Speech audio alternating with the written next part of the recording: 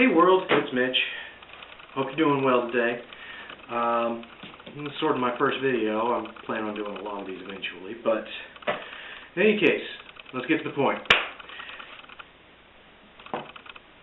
Becker BK-2 Campanion, made by K-Bar, is an awesome knife. The only complaint I ever hear about these are these guys. The sort of crappy plastic stock handles, you know, handle scales. They do what they need to do, but not very securely. You know, it gives you a place to hold on to the knife, but they're extremely slippery. I mean, if you get a little bit of sweat or working in the rain or bloody or whatever, you know, these guys, they just whoop, right out of your hand. So I'm going to show you a much cheaper trick to take care of that problem than what I went and did. Now, what I went and did is I went and bought the $40 micarta grip scales. I don't know if you can see those, but, you know, they're excellent scales. I love them. Had it to do over again, I would do it again. They're just a little expensive. They're $40. I mean, it was when I bought the knife, and I think it's 2010. You know, it's a $60 knife, and you spend 2/3 again on getting some nice handles that don't slip around. Which is, you know, like I say, I love them. But if you don't want to spend the extra money, I'm going to show you how to get the same type of grippiness, maybe even a little more grippiness out of it, for maybe just a $5 investment as opposed to a $40 investment. I'll get on that right now. All right, there's a solution to our problem there. It's the $5 can of spray-on flexible sealer from Dollar General. It's essentially just Flexi Seal like you see on as seen on TV ads. That stuff's ridiculously overpriced. This stuff goes for $5 a can, and it's 10 ounces. And I think the other stuff is like, I don't know. Price-wise, this is a better deal. You don't get as much in a can, but you're not spending as much per ounce either. So it's not a bad deal. And it's pretty simple. It's just spray-on rubberized coating. I'm sure that rubberized undercoating for automobiles or possibly even truck bed liners probably exactly the same stuff. So you can get by with any of those products probably. Again, you know, this is what I have, this is what I use. I can't speak for sure on the other stuff. Just an idea. As with anything I'm ever going to put on the internet, attempt at your own risk. Will not be held liable for personal injury, property damage, etc., etc. You know, you mess up, it's your fault. You know, you deal with it.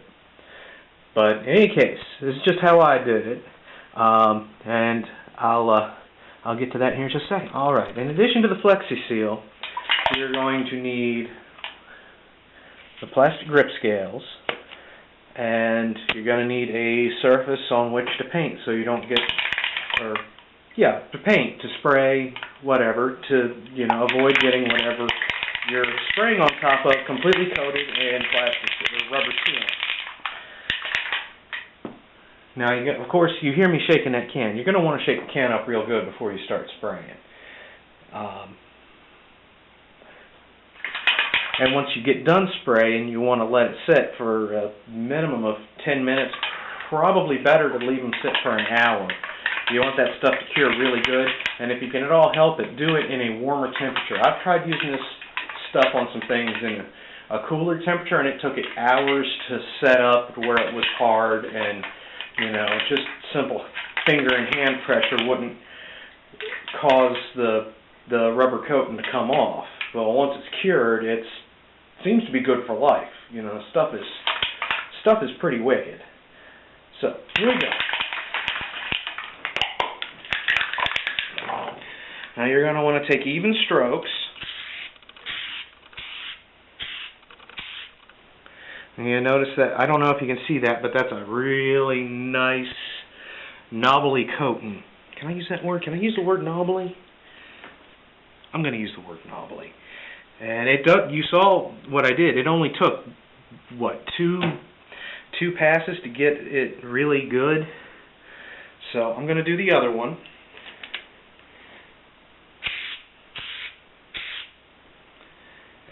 that thing is, well, maybe just one more spritz going in that direction. Yeah, I think we're good. So that's it. That's the long and short. You just wait for it to set up now and tack them back onto the handle and see what you have. And we'll come back to that here in a minute. All right. While we're waiting for that to set up, we will take a look at the Becker BK-2 made by K-Bar. There have been a couple of other companies that have made this knife in the past. BK&T, of course, Camillus, and K-Bar. I believe the deal was, back in the day, BK&T was its own thing, and then they got bought out by Camillus. And, way to go for Ethan Becker. I'm sure he came out pretty good on that deal. And then, of course, it moved over to K-Bar once Camillus went out of business. So, they're, well, the old Camillus. There's a company called Camillus now, but I have no idea if their equipment is as near as good. But the BK-2, this is the second version of the knife. It's got the little, they used to come down to a point right here at the end of the handles, but now they've got a little bit of a pommel under the tang, which is really kind of handy for hammering if you're going to be doing that with this knife. Like I was saying earlier, these grips are not factory original. These are aftermarket grips marketed by K-Bar. And they're very, very superior to the stock plastic grips. They're much grippier. They don't slip around when they get wet, whereas the factory plastic ones, I think it's Grivery or some other kind of plastic they commonly use for handles, but it's far superior to that. That's the only complaint I had about that. As far as a chopper, it's a little short, but you can still make do if you choke down on the grip. And of course, you want to be using the lanyard when you do that in case it does fly out of your hand, which, if you are using stock grips, it's a definite possibility. You definitely want that lanyard. You want the lanyard anyway. That's why you keep paracord handy, so you can make stuff when you need it, like a lanyard. Now, the sheath is nearly all original.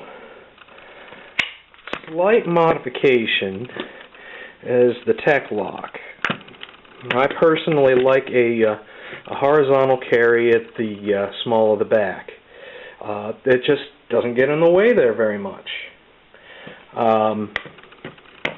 As opposed to and I have the stock hanging equipment someplace in the house, but you get the general idea. It just hangs vertically like any other regular knife. Of course, it's an ambidextrous sheath. You can take the stuff off and move it around any which way you want. But the tech lock, I really like that because that gives you, well, if you happen to have your Swiss Army knife with the Phillips head bit on you, you can just take this off, flip it around whichever way you want. You don't have to, you're not confined to just having it being carried one way. The handles, they're pretty securely fastened on there with a fairly heavy-duty set of, I don't know if you can see that in this light, but there's some little hex bolts holding it together, fairly rugged. They do rust. I've seen guys on the interweb changing those out with stainless steel versions of the same thing. They're, personally, I don't mind it, and as long as they don't start rusting so bad that they, just eventually crumble, which, that's going to take forever. Anyway, let's see here. I do like the thickness of the blades, 1/4 inch thick. Batons like nobody's business, you can see, and it's probably not showing up too good, but the coating will come off with heavy use. I mean, I've knocked a bit of it off of the blade there, just with some, general bushcrafty batoning and other chopping and hacking and survival bushcrafty type chores. But altogether, I'm, extremely happy with it. I was actually thinking about stripping it down, just taking all that off on purpose and actually rebluing it. I think that the older models, some of the earlier Camillus models, actually were blued, which I think would probably look nicer.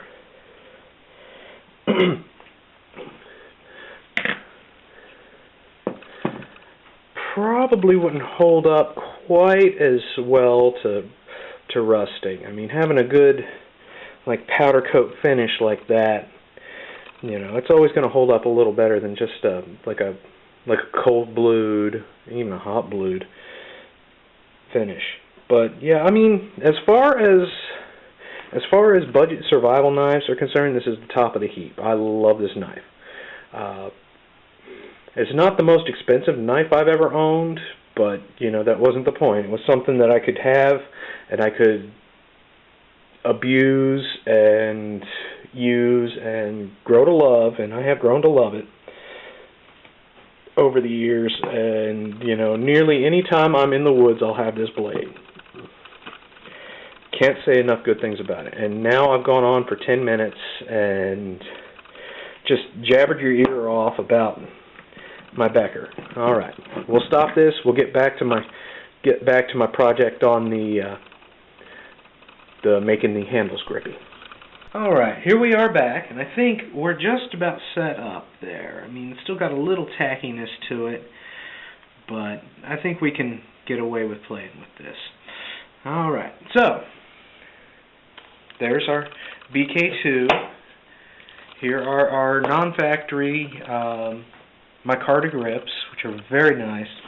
And then here are these guys, which are immensely more grippy than they were a few minutes ago. I should have left one of them in the raw to do a before and after. But, hindsight and all that. I'm going to bolt them on and see how they feel. And that won't take but a minute.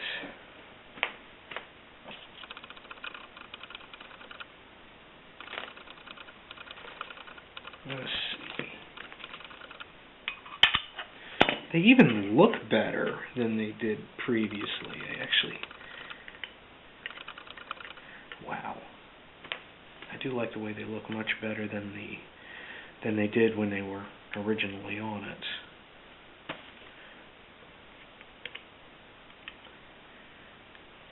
Now, one thing I might caution you is if you go too crazy with the coating, you might start to change the inside size of these nut and screw holes. So don't go too crazy. Just give it a couple of quick passes, and that should just be plenty. That should just be fine.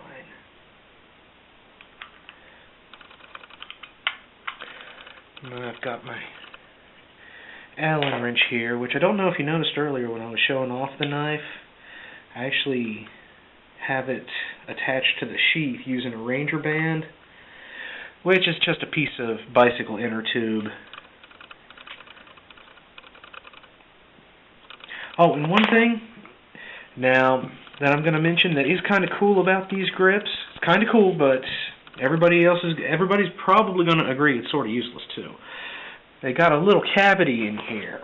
Now, I've seen instances of people actually putting needles and thread and little rudimentary fishing kits and just cool little survival. I mean, I bet you could fit a P-38 in there. Honestly, I'd be too much of a hurry to try to get my P-38 out of my knife handle to try to go that route unless I was really in dire need of a P-38 can opener. It's a cool idea. I'm not going to dog it just on the basis of coolness, but the actual utility of storing stuff in the handle,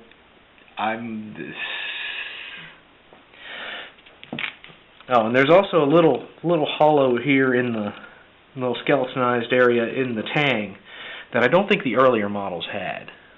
So that's kind of cool too. So you could actually, you know, pack a little bit of stuff in there. I mean, you could maybe waterproof a little tinder and leave it in there. But again, it's like, dude, you know, if I'm in a big hurry to get to my stuff, that's kind of ridiculous.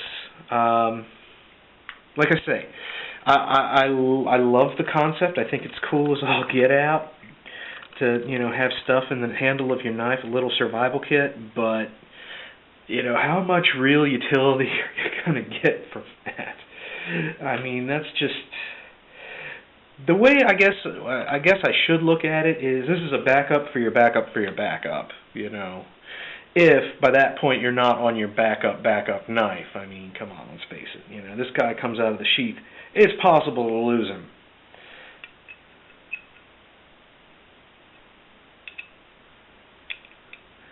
That's my rant. I'll stop ranting. I might do a video later on actually attaching stuff to the sheath, which I think is actually a little more practical because you could actually attach like a little camera bag or a little pouch of some sort using Ranger bands to your sheath. That, you know, your sheath is probably less likely to get lost than your knife because it's just constantly attached to your belt. Well, there it is. It's, oh my gosh.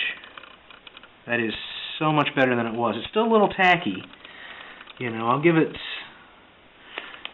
about an hour or so to set a little harder. I was just in kind of a hurry to get this video done. But there you go. There you have it. Super quick project. Takes you all 5 minutes to do and maybe an hour to let it set up. And you don't have to spend $40 on, you know, set of micarta grips. Even though the micarta... Okay, let me get this out.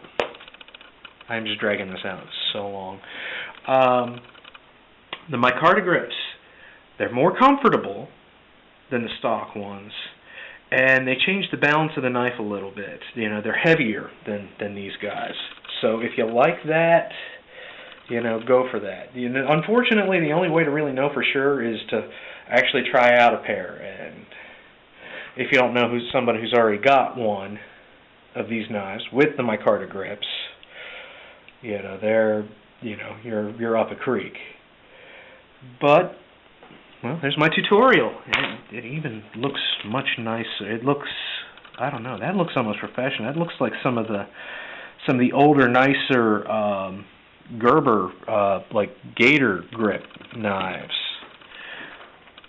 The ones that were still made in the U.S. I guess the Gator line's still made in the U.S. Oh well, I'll stop ranting and I'll let you go.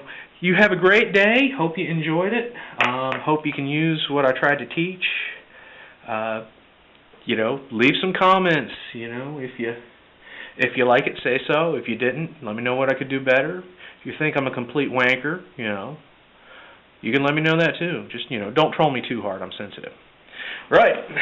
Have a good evening, and, you know, till next time, adios.